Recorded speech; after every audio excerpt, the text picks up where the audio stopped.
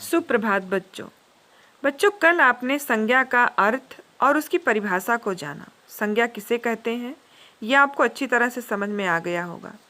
अब आज हम आपको संज्ञा के प्रकार के बारे में बताएंगे।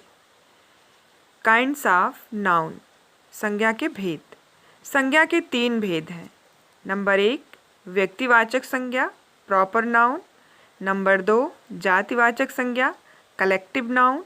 नंबर 3 भाववाचक संज्ञा, अब्स्ट्रैक्ट नाउन। सबसे पहले हम चर्चा करते हैं व्यक्तिवाचक संज्ञा की, प्रॉपर नाउन की।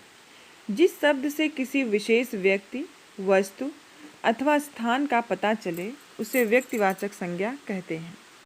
जैसे व्यक्ति जवाहरलाल नेहरू, तुलसीदास, महात्मा बुद्ध, एपीजे अब्दुल कलाम। वस्तु घड़ी, कुर्सी, टेलीविज़न। स्थान राजघाट, हिमालय, हरिद्वार।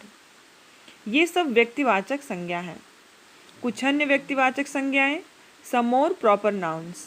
देशों के नाम भारत, नेपाल, पाकिस्तान, श्रीलंका, चीन, अफ्रीका आदि। नदियों के नाम गंगा, यमुना, ब्रह्मपुत्र, कावेरी, कोशी आदि।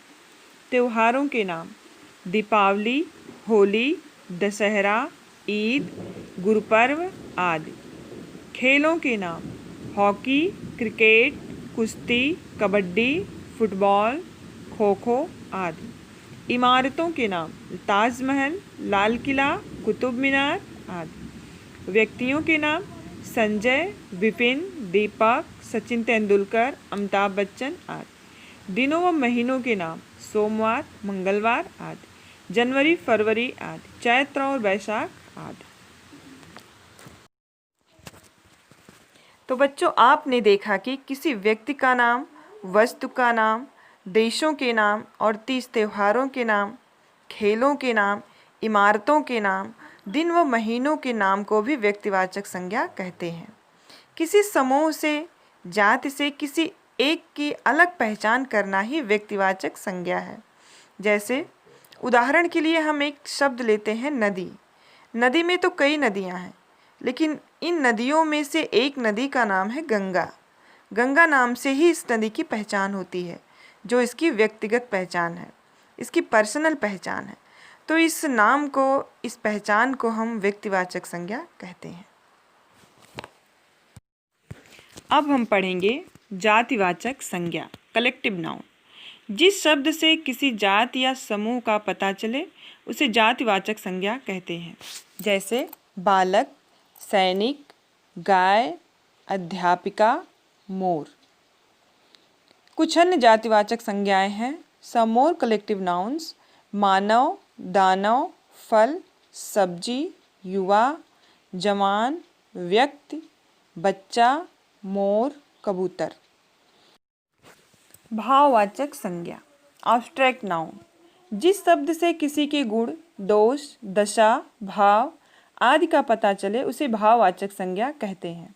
जैसे खुशी, हंसी, क्रोध, बुढ़ापा। भाववाचक संज्ञा की विशेषता है कि दिखाई नहीं देती हैं, महसूस की जाती हैं। जैसे खुशी, खुशी अगर होती है तो इंसान के अंदर होती है, वो देखी नहीं जा सकती, सिर्फ महसूस किया जा सकता है।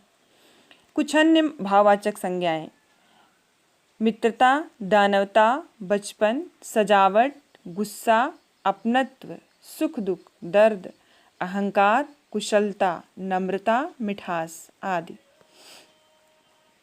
भाववाचक संज्ञाएं बनाना, टू टर्म अब्स्ट्रैक्ट नाउन्स। अधिकतर भाववाचक संज्ञाएं जातिवाचक संज्ञा, सर्वनाम, विशेषण तथा क्रिया शब्दों से बनाई जाती हैं। आइए भाववाचक संज्ञाएं बनाना सीखें। शब्द पशु, भाववाचक संज्ञा पशुता।